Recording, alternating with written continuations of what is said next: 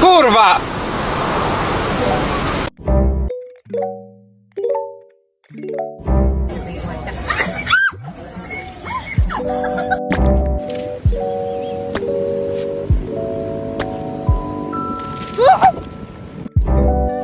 Nothing beats a Jet2 holiday.